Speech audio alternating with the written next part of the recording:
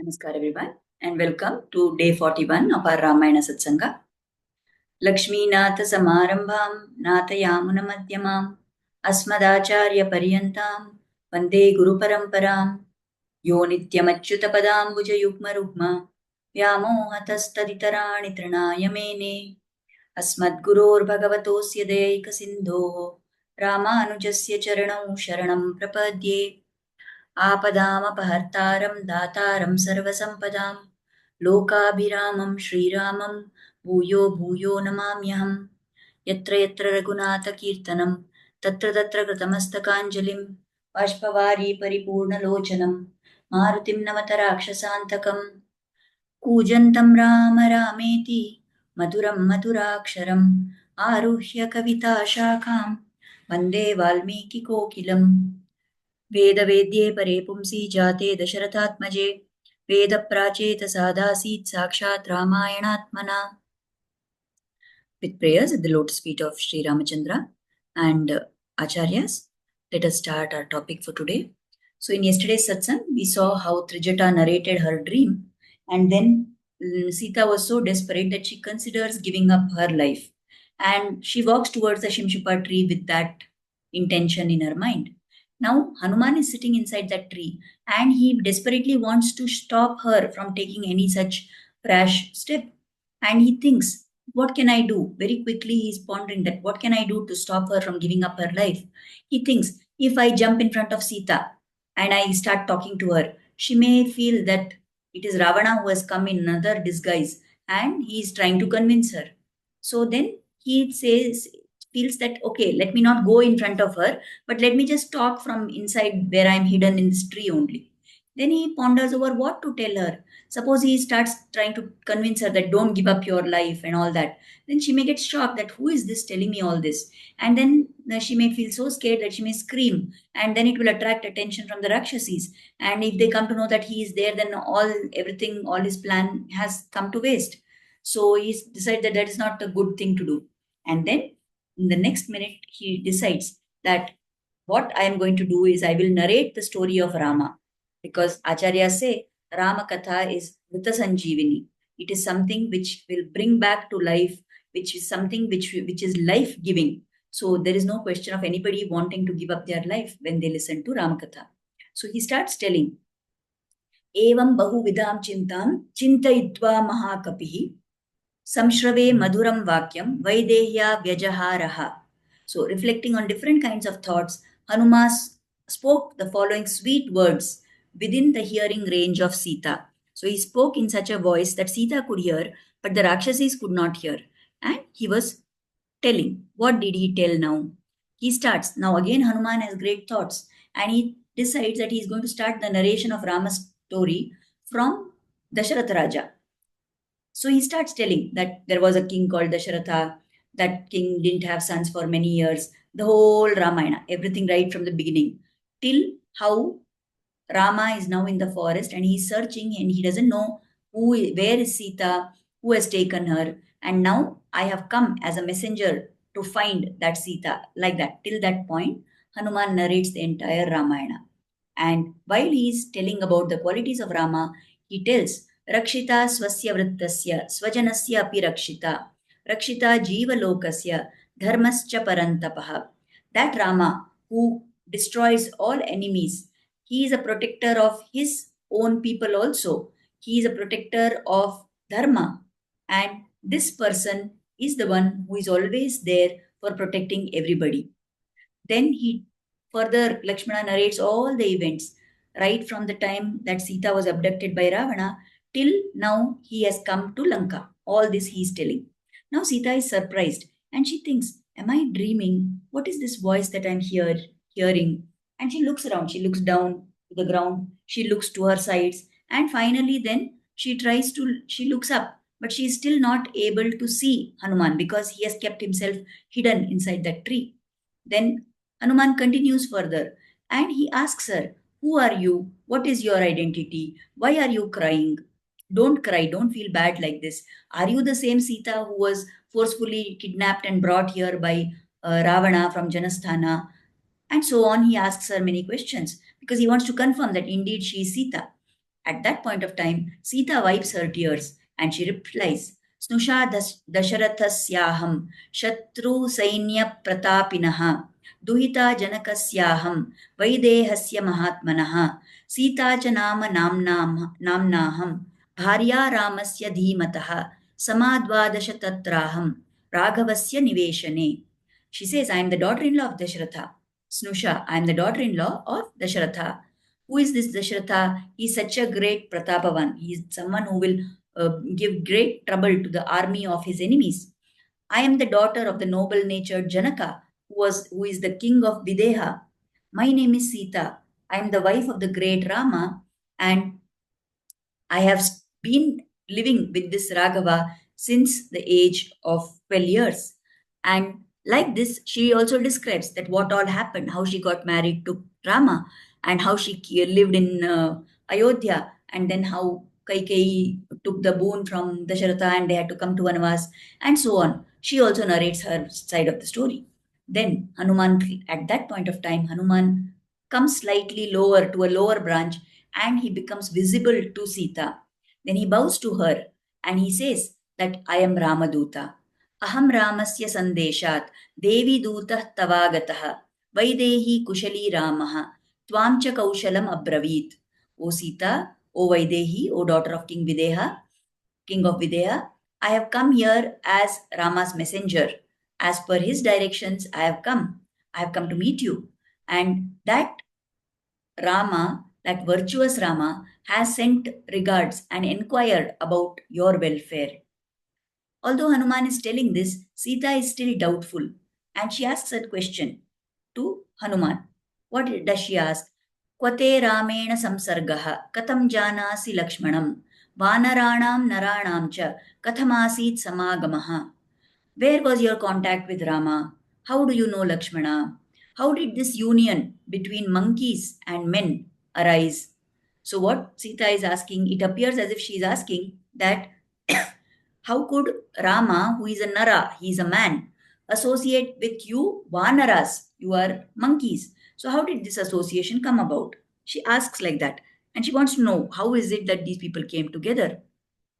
So then Hanuman explains all that also. What Hanuman explains, we will see in the next satsang. But for today, let us understand whatever we have talked about so far. There are some deeper aspects to that. So why does we saw that Hanuman started telling Ramakatha? Now, when he was telling Ramakatha, why didn't he start from Rama? Why did he start telling about Dasharatha? Hanuman felt that if suppose in this Ravana's Lanka, I suddenly start by saying the word Rama, then Sita is already in a very sad and sorrowful state. She may think that who in this Lanka is going to talk good about my Rama. Maybe they are telling that something bad has happened to Rama, and she will get shocked by hearing that. But Dasharatha is somebody who was already dead, and Sita also knows that. So there won't be any shock factor if he starts telling about Dasharatha. And that is why Hanuman started narrating from Dasharatha onwards. Suppose he had said Rama, she would have panicked, Sita would have panicked. So she started by telling about Dasharatha. Now, in the Valmiki Ramayana, it is told very clearly that Hanuman decides that I will not speak in Sanskrita. Why does he say that? Because he knows that Ravana is a Sanskrita Pandita. Ravana knows Sanskrit very well. So if Hanuman starts speaking in Sanskrit, then Sita will definitely think that, oh, this Ravana has taken some Mayavi form and he's sitting there in the tree and he's trying to talk to me and get me to associate with him. Therefore, she would not pay attention. She will think that it is Ravana only who has come in disguise. So he decides against speaking in Sanskrita. Then he says, I will speak, if he speaks in Vanara Bhasha, she will not understand obviously because she doesn't know what is this Vanara Bhasha, isn't it? But suppose he speaks in some human language which Sita is able to understand, then it will be good because then she knows for sure that it is not Ravana who is talking and she will at least have the patience to listen. So here the Acharyas say, which human language did he speak in? And we may think that, okay, if the Ramayana is Valmiki Ramayana, it has to be Sanskrit. If it is Ramcharitmanas of Tulsidas, maybe the speech was in Hindi or Awadhi, whichever is their bhasha there. Maybe if it was Kamba Ramayana, he will say that he spoke in Tamil. But our acharyas here explain that whatever this human bhasha, that Madhura bhasha that Hanuman is referring to, that is actually Tamil only. Because just like Sanskrit, Tamil is also a very ancient language. And if you remember what I had told you, that this Tamil grammar, the whole construction of Tamil was done, it was originated by Agastya Rishi. And if you remember, we said that Rama, Sita, and Lakshmana spent a lot of time in Agastya Muni's ashrama. So, in that place, Sita would definitely have learned Tamil. Now, Sita is originally from Mithila. And where is Mithila? It is in present day Nepal. So whatever was the language there in Nepal and those regions also, they speak Awadhi Bhasha, they speak and probably some variant of Hindi. So she would know that very well. But she would also be knowing Tamil because she has stayed in that Agastya Ashrama.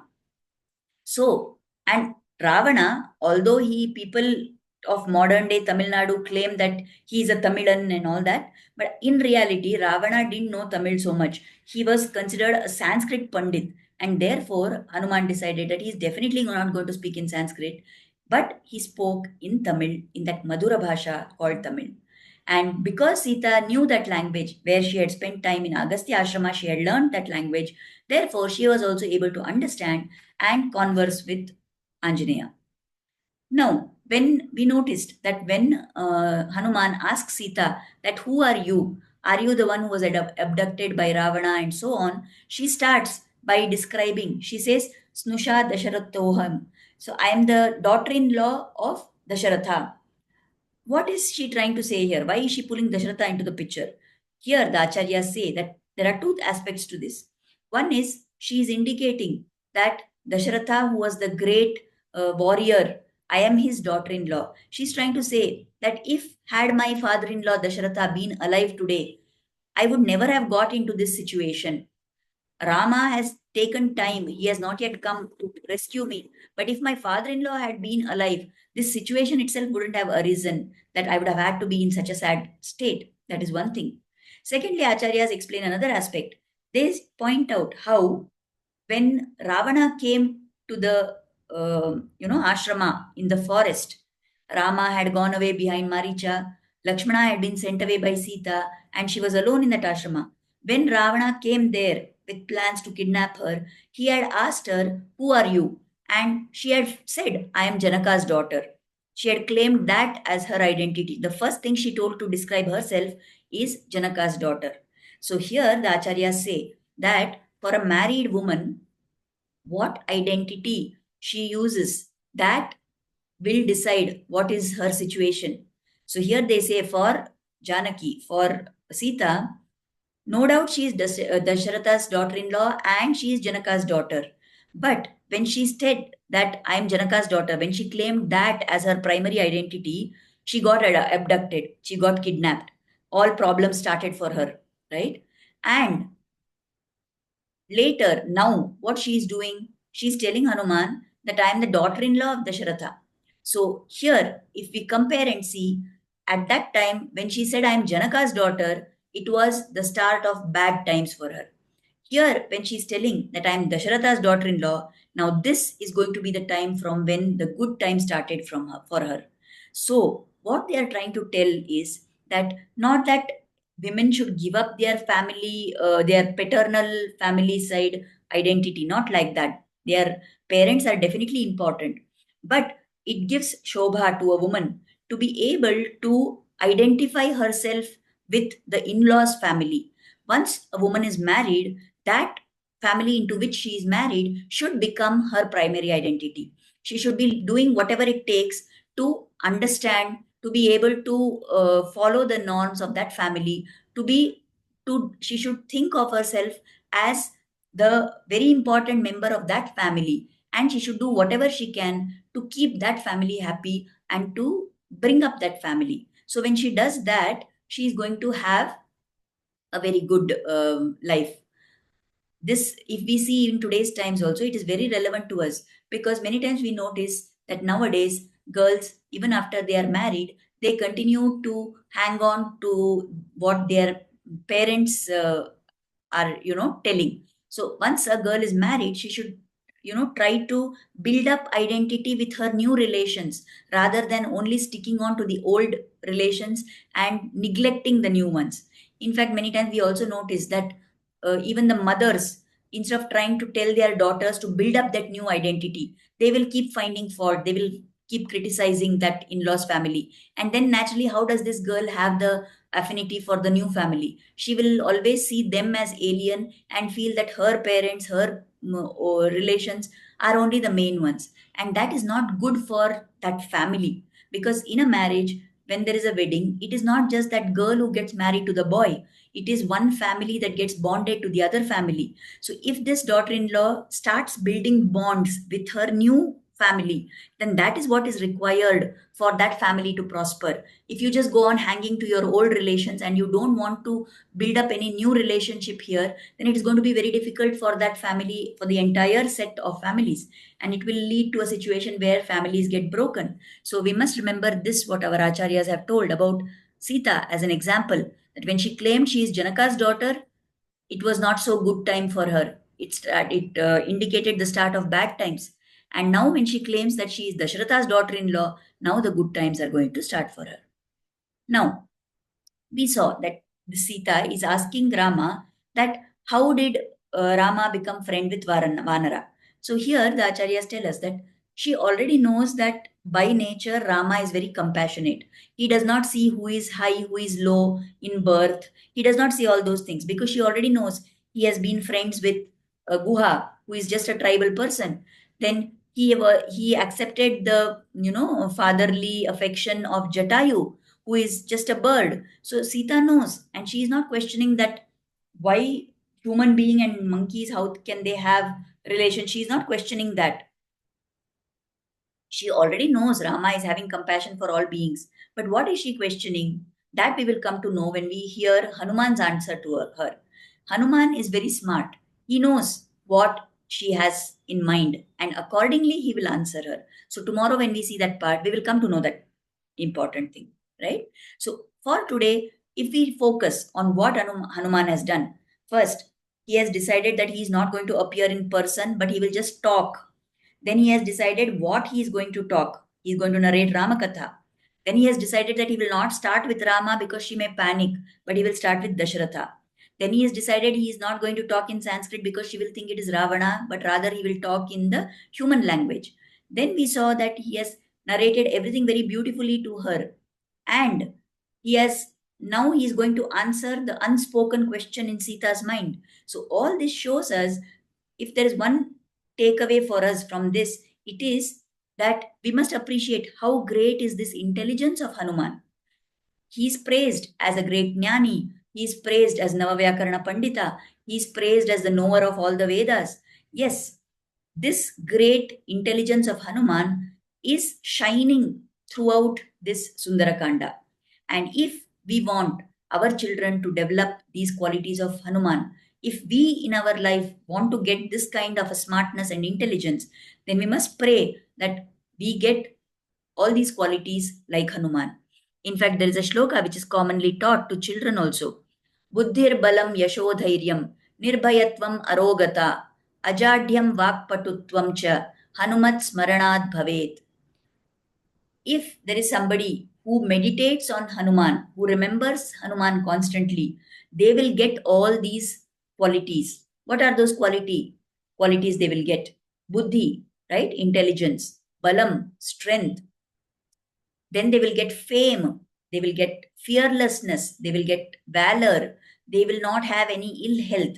Arogya will go away from them. They will have sharpness of wit. They will have vakpatutvam. They will have ability to converse nicely. They will have ability to do oratory. They will have very good speaking skills. All these things, they are all very typical of Hanuman. We have seen right from the moment when he set out on that journey to cross the ocean till the time he has come here. At every stage, he has shown by using his intelligence, by using his strength, by using his fearlessness, by using that, sharp buddhi of his, he has shown us. And now he is also using his oratory skills. He's talking in such a way as to convince Sita. So we see that he has made very great use of all these great qualities that he's having.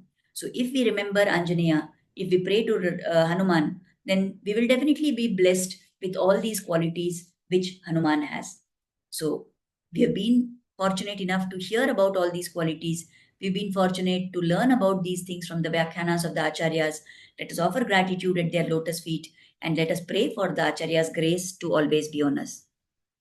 मङ्गलं कोसलेन्द्राय महनीयगुणाब्धये चक्रवर्तीतनूजाय सार्वभौमाय मङ्गलं वेदवेदान्तवेद्याय मेघश्यामलमूर्तये पुंसां मोहनरूपाय पुण्यश्लोकाय मङ्गलं पितृभक्ताय सततं भ्रातृभिः सह सीतया नन्दिताखिललोकाय रामभद्राय मङ्गलं श्रीमते रघुवीराय सेतुलङ्घितसिन्धवे जितराक्षसराजाय रणधीराय मङ्गलं मङ्गलाशासनपरैर्मदाचार्यपुरोगमैः सर्वैश्च पूर्वैराचार्यैः सत्कृतायास्तु मङ्गलम्. Thank you everybody. We'll meet again tomorrow and see what happens next. Namaskar.